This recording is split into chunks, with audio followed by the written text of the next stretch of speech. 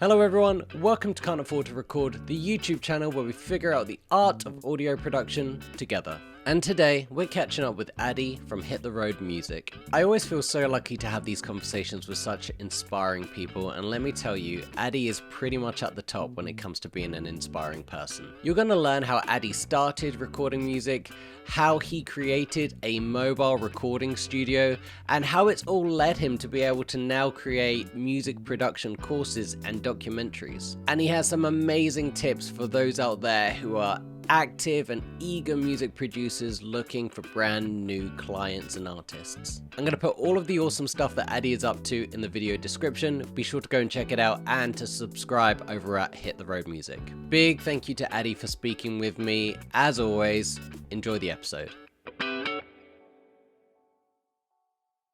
Here we are with Addy from Hit the Road Music. Thanks so much for coming on the show, man. Hey, thank you for the invitation, man. I'm really happy to be Absolute here. pleasure. Yeah, man. I most of the people I interview or that I get in touch with, they're all busy people, and so my first reaction to say to people that are so kind to give me their time is like, you're here, there, and everywhere right now because you're so busy. But Mhm. actually, you, out of anyone, are literally here, there, and everywhere because this is what you do. Exactly, man. I mean, I'm busy like a bee, but for you, I will always find time. You can always Oh, ask me, man. No problem.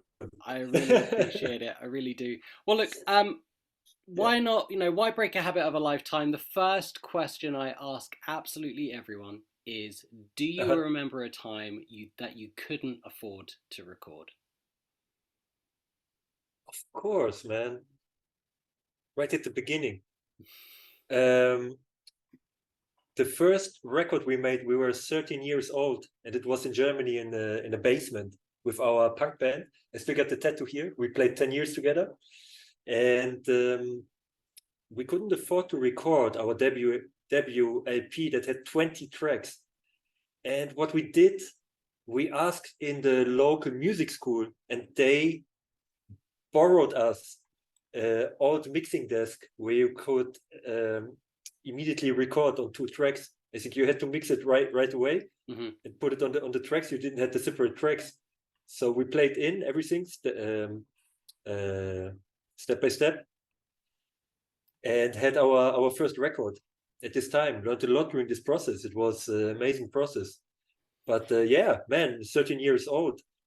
Um, I I got a job. It was actually my first job with 13. I lied to them. I said I'm 16 because I was so tall, and but the money didn't go into the record. It went into a leather jacket. Did you feel like you knew what you were doing with that mixing board? No, not at all. I had no clue about sound at this time because I just had the amp that I could afford, and it was, now you open the big box, man. I had the old Behringer with all the effects inside, and the cheapest of all. And sometimes it it didn't work, so I had to smack it like 3 times, hit it on the top, so it got back. And I remember to carry this heavy box a couple of kilometers to a gig in the snow. I will never forget this. Man, this is 20 years ago. And of course, we were young. We didn't know what to do. When I hear the record now, it's all the frequencies of the guitar that are inside this record are usually the frequencies that you cut out, not bring in. But It's that's what just makes like, it special, right? That's what makes it special now, looking back on it, is that you're hearing your very. I mean, it's a stamp in time. it is a step in time, and it's part of the process that nobody can skip. These mistakes are the beauty of it, like you have stories from it that you can tell, that you can share, and it's an experience that you have hand on and not by watching on a YouTube video or somewhere. It's Yeah, something that I did and that shaped my life. that's amazing. Yeah, yeah, I you just hit on something perfectly there. You can't skip this stuff. You have to pay your dues a little bit or a lot. In fact, do we ever Yeah. stop paying our dues? I'm not sure we do. I feel like um, we are all dealing with this little imposter syndrome inside all the time, and how can we learn Hmm. from, maybe making it that way wasn't the best idea. And I feel like this is always happening, right? We're always learning from this stuff. Absolutely agree, man. Absolutely agree. And this is the beauty. And it's, yeah, it's imposter syndrome. But on the other side, I think also it's curiosity and the self-evaluation, what is really important. Like one of the things I do is after recording, I write down what I did. And I learned when I made like 16 tutorials for ProMix Academy. And in this process, I learned like reviewing my steps helps me a lot to really understand and implement what I did. And since I had this, since it clicked, at this moment when it clicked was when I made the tutorial and I said, okay, I put this plug in and then it does some magic on the bass. And I saw while editing like how I stopped myself. I'm like, oh heck, man, you can't say it's doing magic. You need to learn to express the difference and to really hear like, oh, it's bringing the mid-range more forward and a little bit more of the top. This means it will push your element more in the front of your mix and so on. And this process made me realize how important it is to look back on mistakes or so-called mistakes, or re-evaluate like what could I have done better and write it down into a book. And that is also, we learn from teaching, don't we? You're saying there, Yes. you're teaching on, Pro Mix Academy. I teach guitar every single day to students, and there are times that I am definitely teaching stuff that I am not an absolute expert in. I can teach them though Mm-hmm. what to do, and but you. I don't want to ever call myself an expert, but you master these things, Yeah. and you realize that you didn't actually quite know what you were talking about until this point, and now you've got it, and now you can really explain it in a very good way. So we learn Mm-hmm. so much from teaching others, you know. So I can definitely Absolutely agree, relate. man. Yeah. So can you tell me Absolutely a agree. little bit about Hit the Road Music? Well, not a little bit. Tell me everything about Hit the Road Music. When did it start? And I have to ask you this in a very uh, I don't want it to come across perhaps how people could take it, but were you ever Mhm. worried that you weren't going to be taken seriously with this idea? Of course, absolutely. This idea was nuts. Like the idea started out of a necessity to have a community in music. Like I said, I started to play music with the age of 11. I was living in a rehearsal room and making music with 3, 4 bands, 7 days per week. It's a necessity for me to make music, to express myself through music. Um, for a while later in life, that we were traveling a lot with my life partner and ended up in an apartment in Poland, in Krakow. And I ended up in an office because we came back to this country where I was born, with $10 in the pocket. And I saw, usually I went busking and some money came in, but I realized in Poland there is a different currency. It's not that easy. And I ended up in an office. What was fine at the beginning, but after 4 years I burned out, and because of the vibes, I'm grateful for the experience, but I felt the necessity to have a musical community. And I had a couple of bands. To this time I was just making metal, punk, we were covering Motorhead and writing our own tracks, but I'm always interested in other musical cultures. Like, we're traveling since 10 years now, and I've been in the Balkan to learn from the Sinti and Roma musicians, for example, 2014. And I knew when I'm in a band, let's say in a punk band, we always going to play punk. There is no way to mix cumbia in or whatever. So I saw the possibility to become a music producer, as a possibility to get involved in a wider community and learn again. It was curiosity that brought me to this point to start a mobile record studio. The other part of the story is I was thinking about making a own studio in Poland, I saw a huge, not supportive community there. Means people were calling me like other producers. They were stealing my credits. It was a kindergarten where I thought, dude, I'm getting 30. No time for that. So I wanted to combine traveling and music production in a way that, you know, at the end, I wanted to do something that brings me joy. And somehow this project started. And, you know, I had this burnout and I went to my job. I said, I quit. They said, you want more money? I said, no, you can't buy me there. Do you want a month free? I said, no. I thought, yeah, why not, man? Let's take this month free, get a couple of mics on eBay. We went into a small car and for a month we drove through Europe to Morocco and asking people if they want to record, met people just in the city. And it worked. We came back with 12 tracks. One of them reached out to 350,000 people.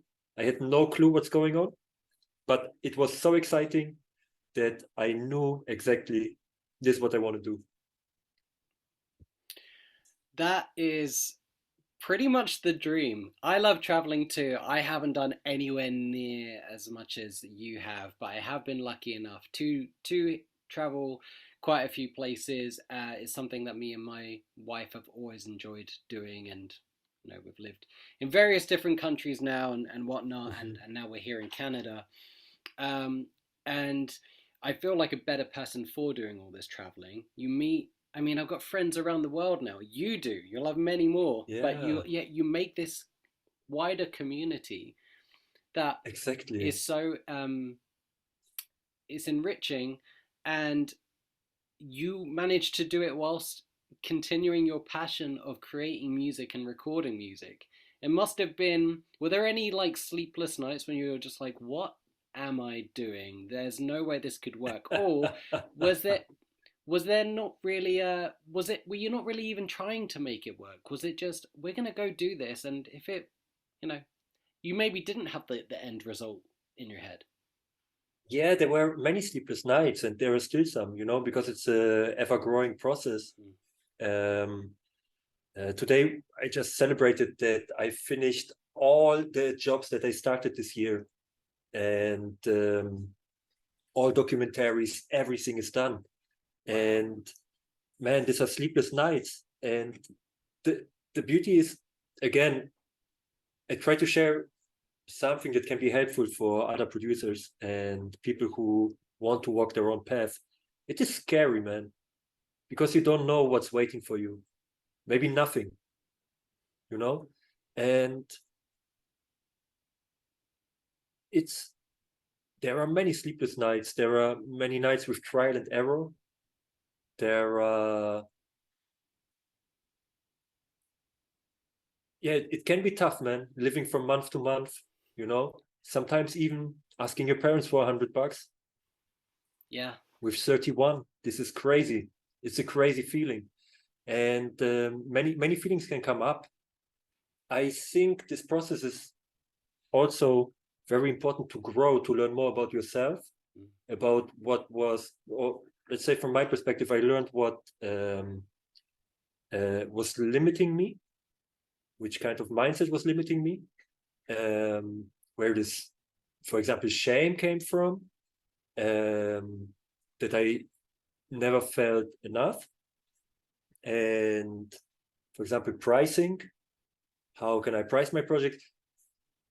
At the same time, it's so exciting because you're growing so much. I can't even describe it in words. When sticking with it, when not giving up, and I swear I've been a couple of times there that I really just wanted to give it up, because of habits like being a worker, having a job and having a paycheck at the end of the month, is sometimes more convenient. Absolutely. Well, it gets you a house, or it gets you, you know, a credit card. I mean, yeah, you know, people exactly. want to see that regular ink. They want to see that pay stub every month. And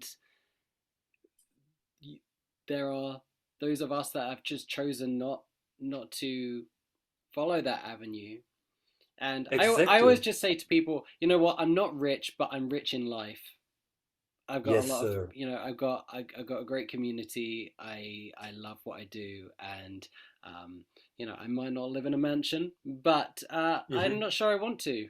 I want to. If it was that, honestly, if it was 100K a year or what I go on right now, I would pick this every single day. I wouldn't even think twice. Yeah, man. I mean, what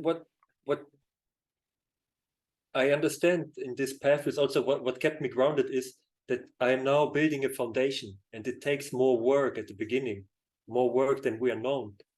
And the most beautiful part is what you said is the community around the world. Because if really everything breaks, I can always go, for example, to Morocco, and I have at least 15 houses where we can live and eat and have the basics, man.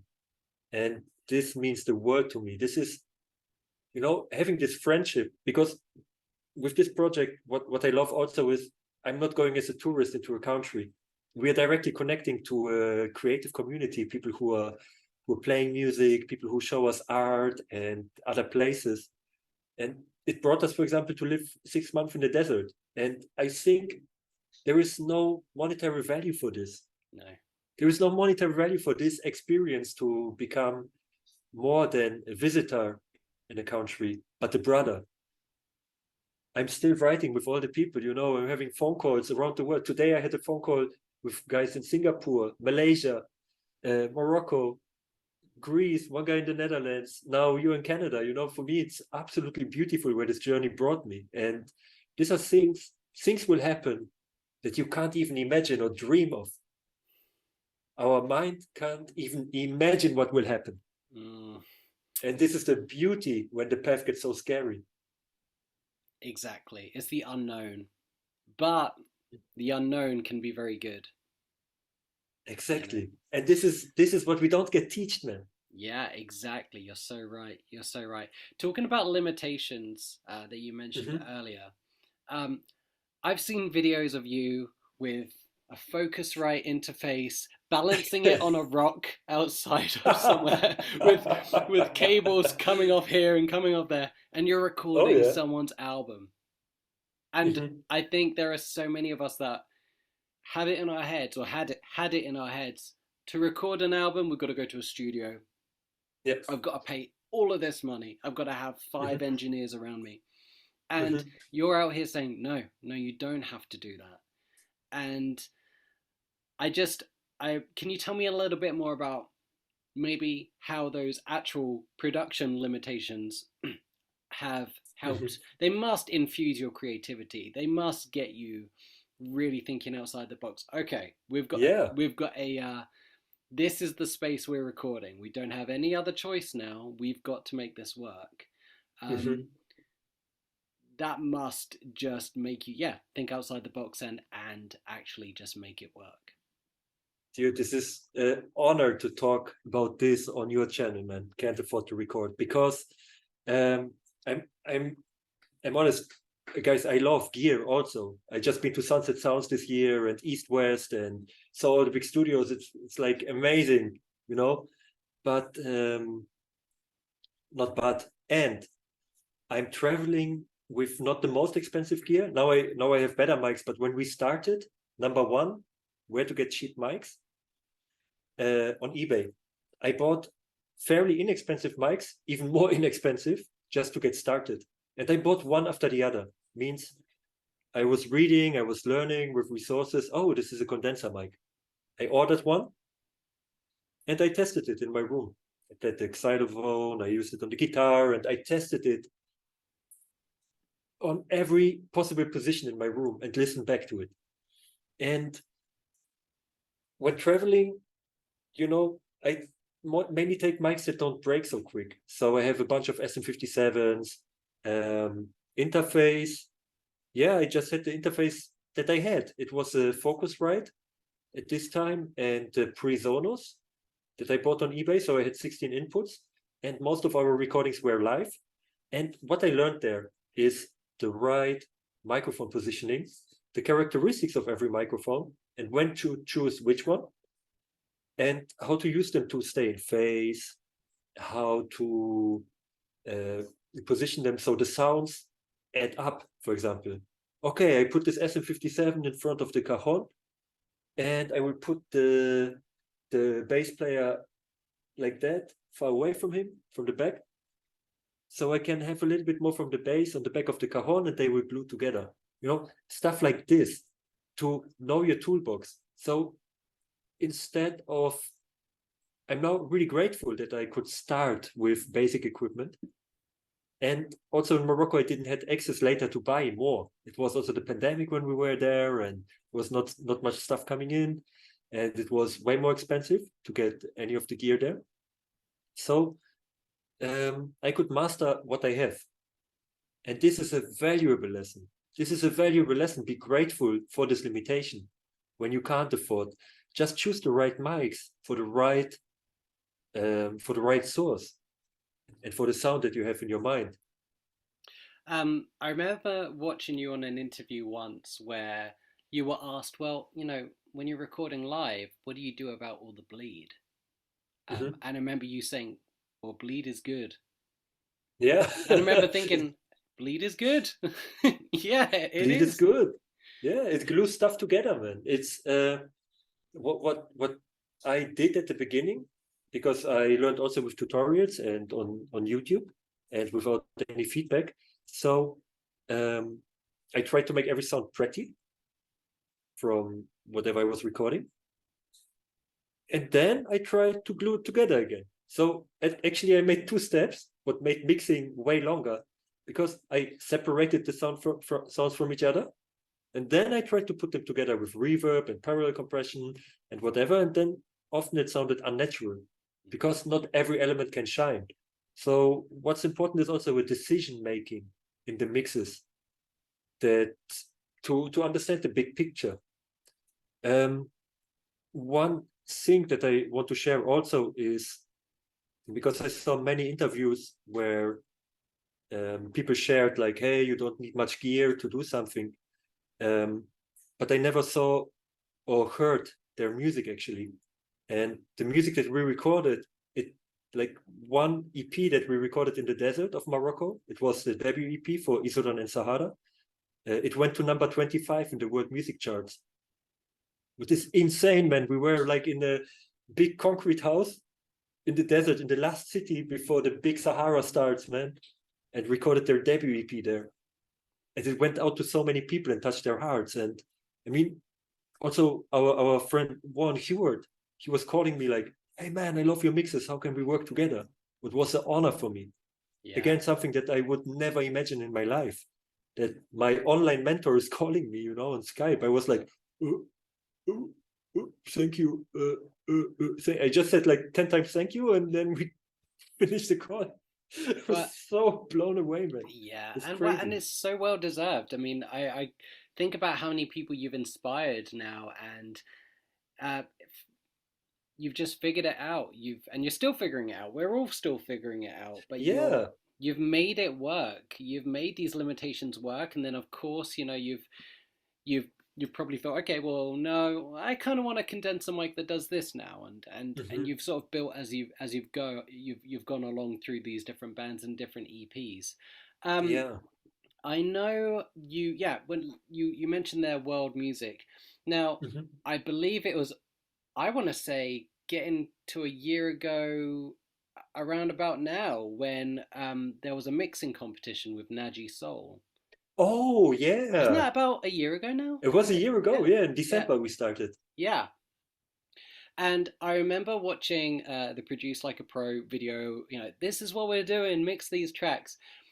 I'm a rocker. I'm a rock and roll guy at heart. I really, really am. I remember thinking like, before I even watched the video, do I want to mix world music? I don't know. I downloaded it and I am so grateful I did, because I loved every second of mixing that track. And Oh man, I, thank you. I I heard that mix so many times, not as many as you, but I heard it so many times. And I absolutely, I used to listen to that song because I just loved that song so much.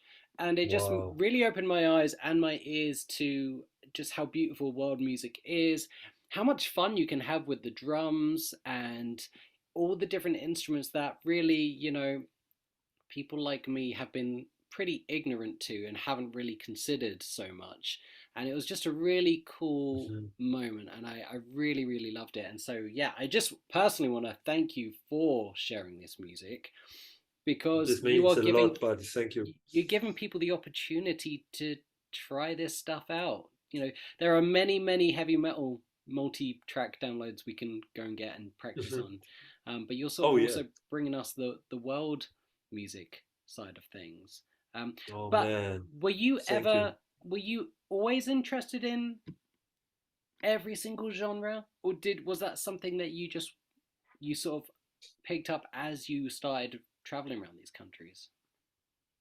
I the first impact from music in my life was with the age of 5 when I saw the band Rammstein, Of course. and it blew my mind. And on VHS tapes, man, I was waiting for heavy metal music to be played. Like I had a tape with Iron Maiden and The Clash and the Sex Pistols, and okay, this is my foundation where I grew up when I was younger. And I think with the age of 16, I somebody showed me the band Gogol Bordello, and this is this blew my mind how much energy there is to punk rock added with violins and Sinti and Roma music and the big drums. And I started to dig more into this kind of music, and I realized like bands like Fanfare Ciucalia that are like huge orchestras from Romania. They played actually in Canada. There is a nice live show. I will send it to you later. And how much power they have. How much power they have. This is unbelievable. Like a trumpet orchestra or Taraf de Haiduks. My gosh, the skill set, the passion, the love in the music. They play 3 times faster than any punk I ever saw. It was so exciting for me, and this ease, how they are playing, this mastery of their craft.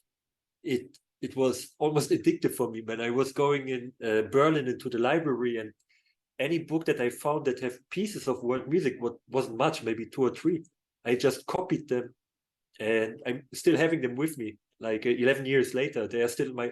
I took them even in my car. Like when I moved in my camper van, I had to decide what I take with me, and at least one of those books is still with me. To learn more about the music. It's and then of course the travels, the connection, the jam sessions that we had. Like we went to Serbia to the Guča festival. It's a trumpet festival for 7 days, and we had a jam session with 33 people. 33 people all together, and we were learning this 5/4 rhythms. We were learning the 7/8, and just learning from each other. It was incredible. Which is in our sort of Western popular music, which 4/4, it's 4/4, but Yeah, in other cultures' music, 4/4 is like no, we're talking about crazy time signatures, which is their popular music, which is so natural yeah, to yeah. their rhythms. Um, yeah, that's the exciting part for me is just realizing yeah, how different it Absolutely. can be. Absolutely, man. It's a big book because we call it world music. I started now a new series, and this is called. I will go into every single country in the world and present their music. And the first episode is out now. Um, Musical Guide to Morocco. I think it's how did they call it the series? I forgot even. There's so much work at the moment. Discover the music of the world, and then Morocco. And there I'm explaining a little bit more about the polyrhythms. And the idea of the series is to show that to break down the word music, because word music is the majority. that we have on this planet. It's the music from every country, the specific music they are playing, you know, the specific genres, the specific styles. And I'm really happy to show it to more people and bring it closer to more people and break down this term, world music. That's yeah. Is that gonna be? Is that on your channel on the Hit the It's Road on my Music? channel, yeah. Yeah, the Amazing. first Okay, one is out now. we'll So it will link be to once all per of that month. stuff. We're gonna link to all of it. Oh, thank you, man. So I got a few more questions here for you. I'm just sort of looking through. Always. Let's have a little look. See, when it comes to, I mean, I guess I would love a couple of different answers from you here. Hmm. How do you find your clients? And will it be a case of, let's say, you have maybe 3 or 4 people in Greece that might want to hook up with you, and then you will make a trip to Greece and you will then book people in from there, and then you'll see where maybe the demand is elsewhere. Can you maybe explain how Hmm. you find your clients or how you connect with clients, and then perhaps what you might give as good advice to people like me that are always looking to Yeah, reach out and connect with other people? absolutely. I love this question. Absolutely. Because this is also missing in many music production tutorials. We think we master our craft and that's it. People will come to us. But mastering your craft is just the beginning and building a portfolio. Um, and how I find clients, how I thought when I started the journey was so far away from what is reality.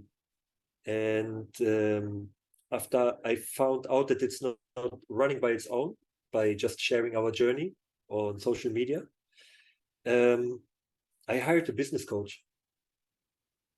I put my last money there and hired a business coach, artist coach. Her name is Katarina. We just had a call before we jumped on this call now, and this changed my life. It changed my life. So having we have now 2 times weekly calls and having this community, we are just exchanging many ideas and stay on track with this because I had no idea, no clue about this topic. So for me, number one is always when I don't know something, instead of pushing through it, I'm just looking for a mentor, somebody who can help me to understand. So now some practical tips is build your social media. This is what, look, I give you 2 examples. If I would be local in Poland, I had awesome clients in Poland. We had so many awesome projects, man. And and this was the thing because people got jealous because I was new and many people just enjoyed working together, you know, because I was listening to the artists. When if I would be local, I would attend the events where bands are. I would invite them to the studio to hang out and be of service, be a buddy, be a friend, be supportive, and ask ask the people that you're ask the artists what are their experience, what are their fear when going to the studio. Now I was talking with one artist and she said she don't like to record in the studio. I said, perfect. We can record anywhere you want. She said, yeah, and I don't like to record with headphones. Okay, no problem. I take a figure eight mic, we put the speaker on the side and you hear the track, we have a little bit bleed, but it's not a problem. I just flip the face. Done. Like this, you work together with another person by having the solutions, by listening to the people. They will tell you what they need. And so be of service in your community. You can also organize a jam session in your studio when you have a place like this. And yeah, just do the best and improve your skills. This would be locally. I think And I think you yeah, just really sort of what you said is a great reminder because we think, oh well my mixes are really good, that last mix was really good, okay, but where are my yeah. client, like where is everyone, why are Yeah, they not finding me? yeah. Hmm. But it's you can, yeah, you can mix, you can be the best mixer in the world, but if you're not connecting with people, and connecting in a very authentic way, right? Yeah. Never an Community is expectation. everything. Yeah, never an expectation that it's going to turn into anything, but the Hmm. expectation that you might make a new friend, or you might just be able to connect on something cool, and then that Yeah. could always turn into something else. But yeah, an Hmm. authentic relationship with people is. Authentic relationships with people, and then also deliver later. Delivery, you Mhm. need to deliver, and be, to be clear, it's again, it's part of the process. With the more people you work with, the better you get, the better fine-tuning you have. You need to take care also of red flags. You don't want that people take advantage of you and make your life hell. This is Mhm. also important, to take care of yourself as well. So set So boundaries. Know what you're set happy. boundaries. But again, that's nothing you can actually predict, is it? Until you're in that scenario.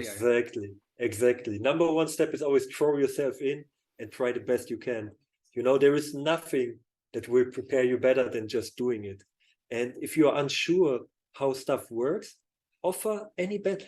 The first band I ever recorded in Poland, they were 15 and 16. They played metal really bad.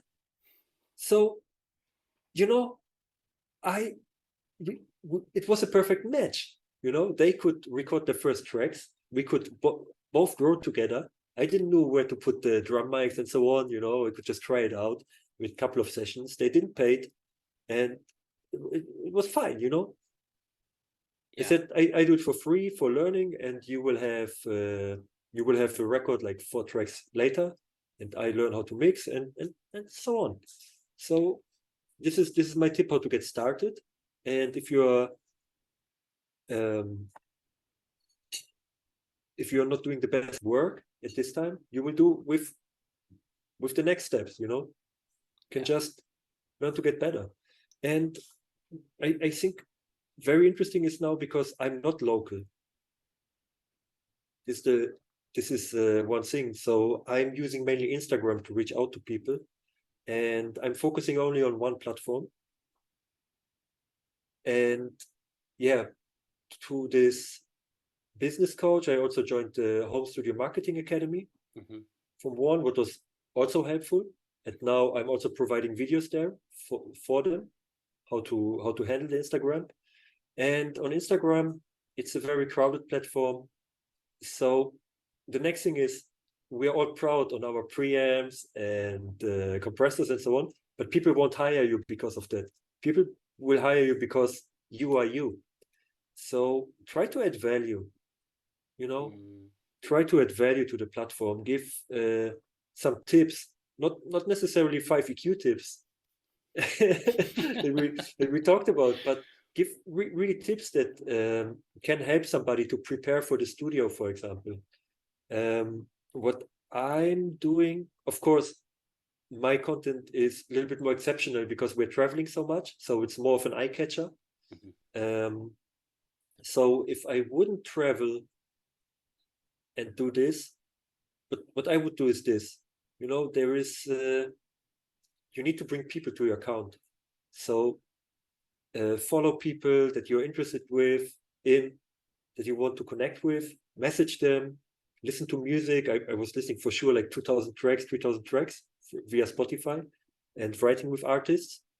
And the same like with let's say in real life with your neighbor, make it a community via Instagram, Mm. and handle it that way. I found my best clients via Instagram. Wonderful That's people that amazing. think exactly the same like me. I don't even have to change. Actually, if you go on these platforms, be yourself. Be yourself, be authentic, and try to connect with people.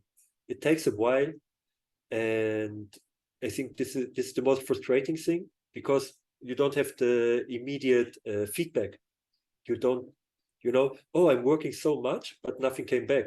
Like, oh, I put 50 hours work into it, but zero on my account. You don't have it immediately, but when you see the big picture in the future, you're just building the foundation. Yeah. And for this, you need patience, and you have to work consistently on Yeah. it.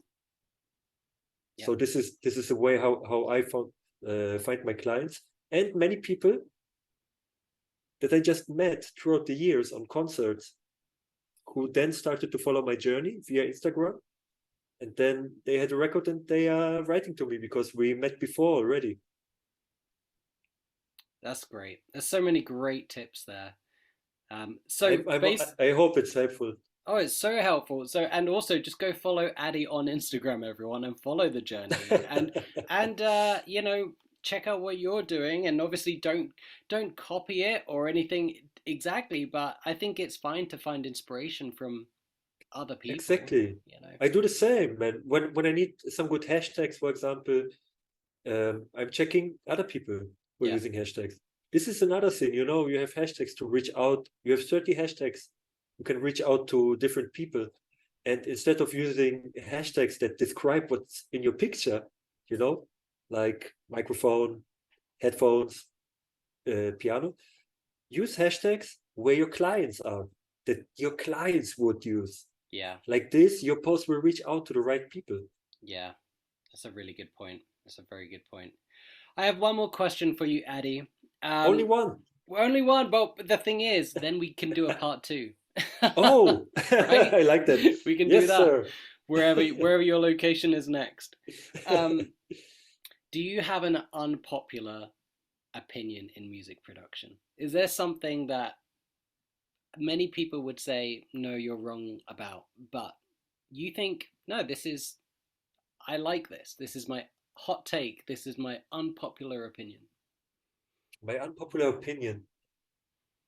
I think one thing I think people are scared of it is to learn music theory. I just started now, like a few years ago, but I can feel now how it helps me and how it impacts my productions in a positive way and opens way more creativity. I think, you know, we started a music theory podcast with the Sound and Recording magazine in Germany. Okay. And it's in German. Otherwise, I would share it with you. Except you want to learn German and music theory at the same time. But they were warning me, like, you go into dangerous terrain, man. You go into very dangerous places now. Yeah. I thought, wow, it's you know, it's just theory, and a long time I was against it. Like I learned by ear, I learned by feeling from old hippies. They teach me, man. They're like, close your eyes and we communicate with the six strings. And I love this approach. But after a while I felt stuck. And now I have composition lessons. I learn how to write for orchestras. I learn piano, how to use major ninth, diminished major ninth, and 13th chords and stuff like this, you know, and to get creative with it, to learn the language of music. I think music theory can be very, very helpful in a healthy way with a healthy portion. Well, and it's just a tool, right? It's just a tool if you need it to be a tool. Yes, Someone that exactly. I really love. I wonder if you know him as well, Guthrie Govan, guitarist. Do you know Oh Guthrie? yes, absolutely. I love Guthrie, man. He's amazing. I just love hearing him talk, and Yeah. he explains things so elegantly, and he often says, you know, guitarists, we don't learn music theory because we sort of, you know, we no, never gonna learn music theory, stay away from Yeah, me, because it sure. will get rid of our feeling. But it is just a tool. You don't have to use it all the time. You don't have to think through the theory lens all the time. And I think he sort of says it in a really good way of, like, you know, just because, you know, it's like a language.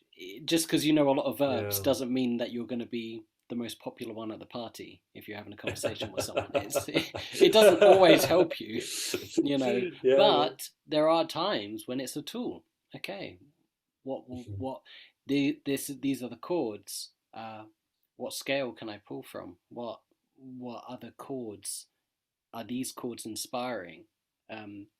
And if you can sometimes put that theory lens on, it's a creative way. Sometimes it's not a creative way, and you learn how to turn it on and off.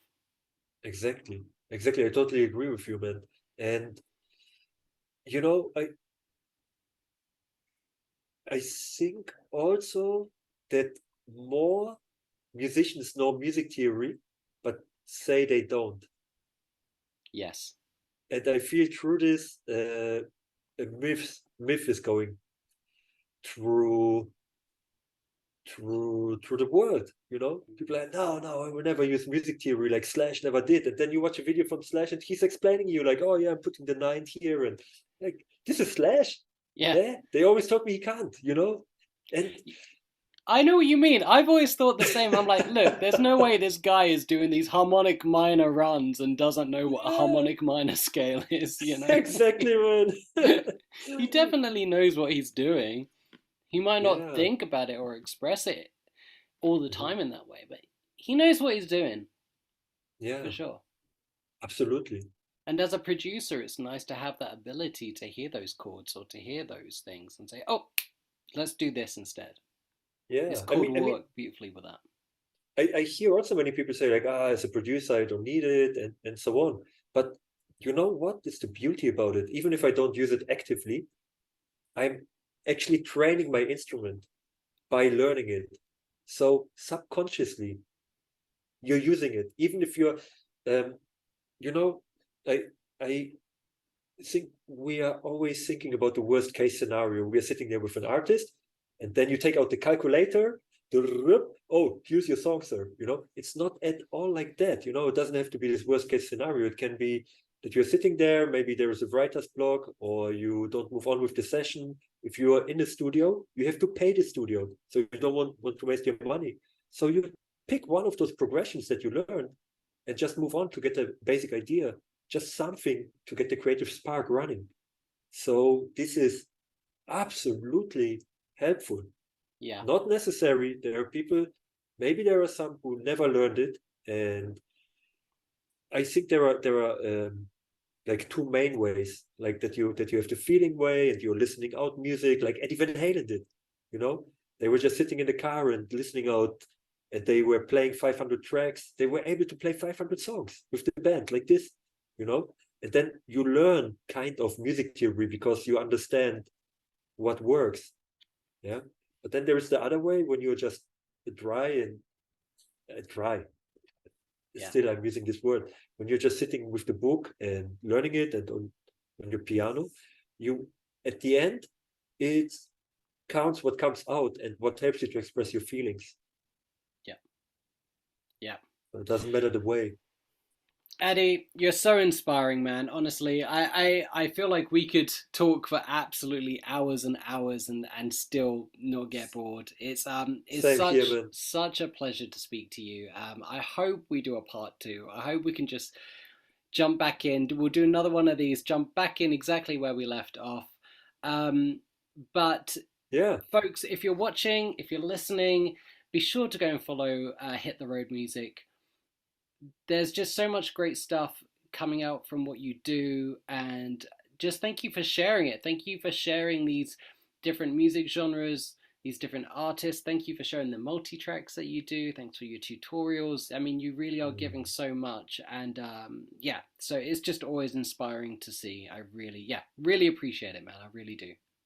Thank you so much, Robby, for the kind words. It's an absolute pleasure, and I'm grateful for every opportunity to share our stories. I'm happy that people are listening to this, and thank you for all the kind messages. If you have any questions, people can write me on Instagram. I'm more than happy to have this conversation. And yeah, I'm up for part 2. Just write me, and I'm in. I definitely will. Let's catch up real soon, dude. Thank you, buddy. Wish you all the best. Thank you for your work, man. You too. Bye-bye.